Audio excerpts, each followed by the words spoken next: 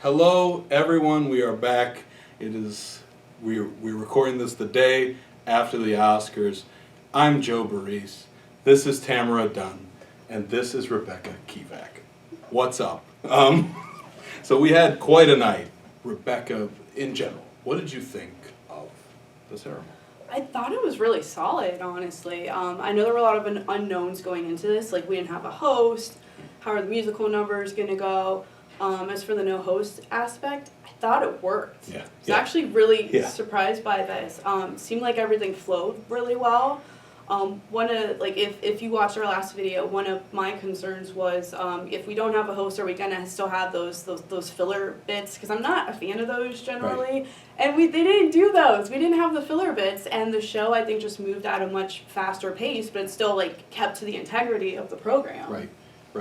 I agree with that because I just, when we were obviously all live tweeting, and I just felt more pressed to get things out because it just felt like it moved, I don't know, it was still, what was the final count on it? It was 3 hours and 18 minutes. 18 minutes. I could be wrong on this. I know in my lifetime, I don't remember it ever being that short. I don't either. So, it definitely flew by. But Tamara, what did you think of this? I think as far as timing, it helped that it started at 8 o'clock. It usually starts at 8:30. Mm-hmm. Yes. And you have this very long, the fashion show, red carpet thing. And so you had a great deal of pacing going forward. I think some of the presenters had a little bit too long of that banter to fill in. Showing that you really don't need a host to keep it going or to fill it is good.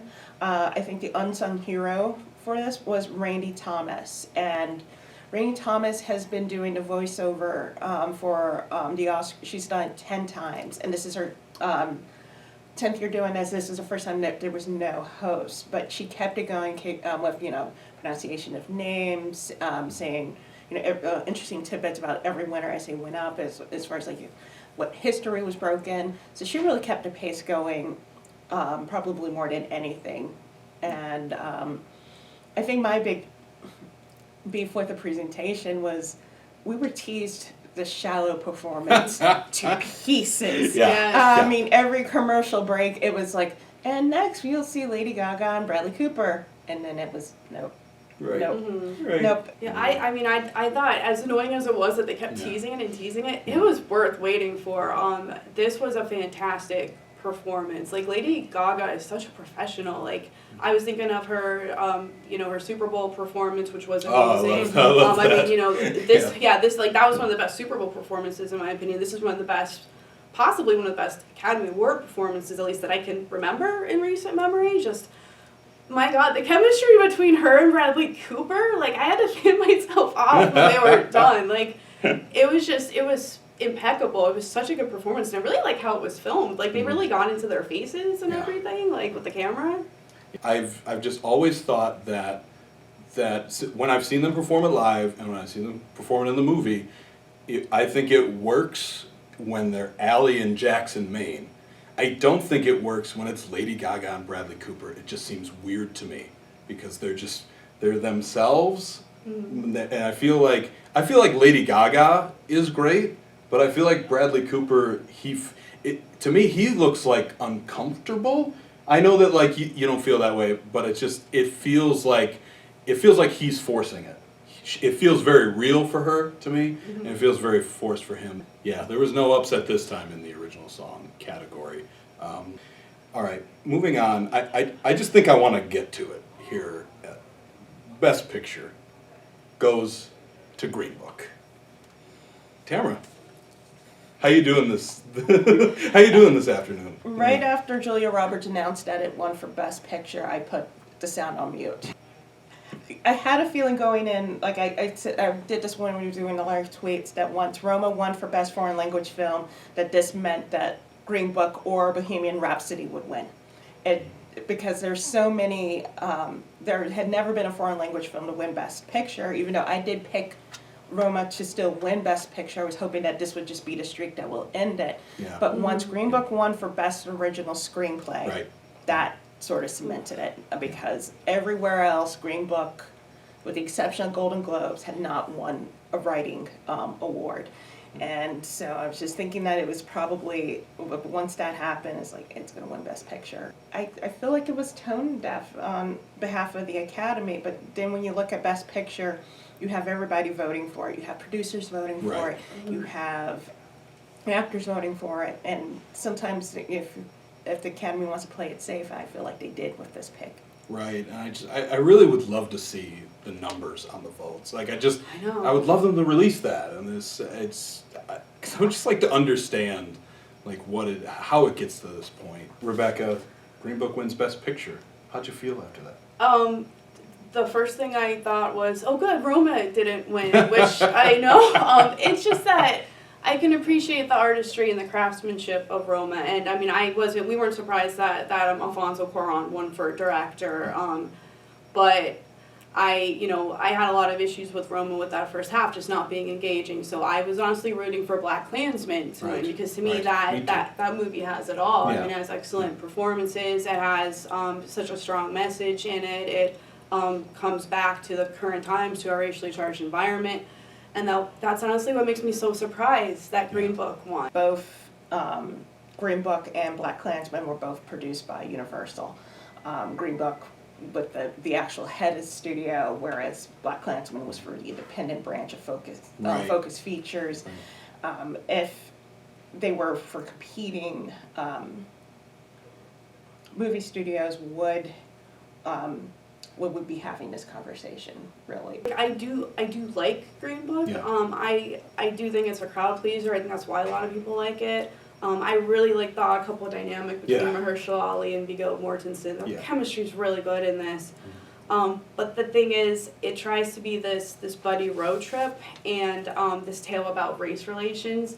It tries to be both of those things, and I think it's a lot better at being the former than the latter.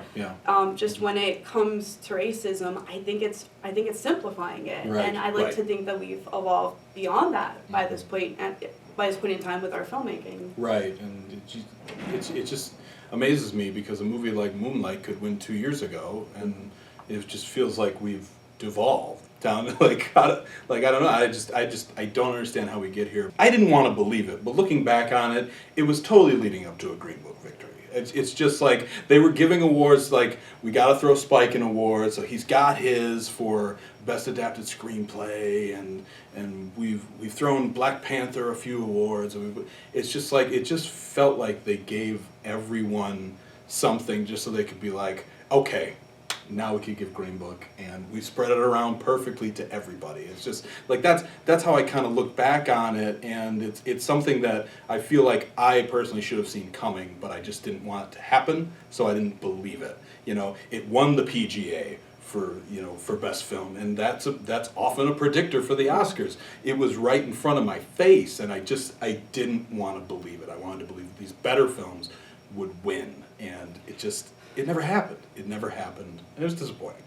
So right now, for me personally, I'd like to get into some of the good things that happened, at least for me, and I'll let you guys get into what you thought, but the big thing I want to start with is Spike Lee winning for Adapted Screenplay. It was so fun to watch, first of all, get Samuel Jackson on stage and to first announce that the Knicks won, and the Knicks are a terrible team. If you don't follow basketball, this was clearly going to be like Spike's night to win something, because the Knicks won. They beat the San Antonio Spurs, who are often a very good team, and they are very good this year. And so Samuel Jackson announces that they won, and then all of a sudden the envelope opens, and SLJ is just like, ha! Ha! And he starts going nuts. And at that point, we all knew Spike's got it. And Spike Lee comes off stage, jumps into his arms, wraps his legs around him. It's just the excitement and everything. I loved it. I was so happy for him. It was this may have been the highlight of the night for me, but I don't know. I absolutely loved it. But Rebecca, you have any thoughts on that? It was really glad to see. I was very happy to see Spike Lee win that. Especially because like we didn't really know how the rest of the night was going to turn out at Right. that point. You know, I was rooting for him for Best Director, but again, we pretty much figured that Cuarón had that. Yeah. It's nice to see moments of pure joy like that at the Oscars. Right. There's sometimes at these award shows, people look bored and they look like True. they don't always want to be there. And then you have something like this happen, and just to see like Jackson's reaction Yeah. and the hug, it was just Yeah. it's such a memorable moment. Right, exactly. Tamara, you want to thought? All roads lead to Spike. I did that with the Take Two blog of showing how many of the nominees this year had connection with Seriously, him. And yeah. besides him winning the Best Adapted Screenplay, Ruthie Carter, who was one of his first costume designers, going all the way back to school days, which I am also dating myself because I saw that movie in the theater.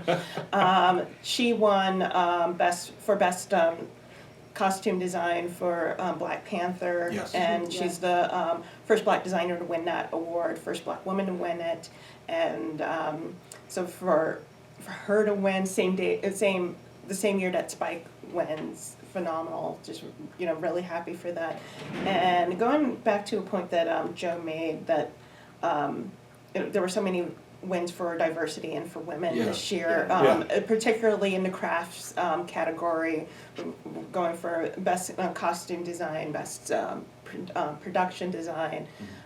We had 3 women directors win awards in documentary feature, short, and animation short, which had never been done. And one thing that I did point out was that somebody pointed out that I follow on Twitter is that there were 5 Black winners within the first hour. Yeah. Oh, that's great. And you may see 5 Black winners in a span of 3 years. Right. You do not Wow. see Right.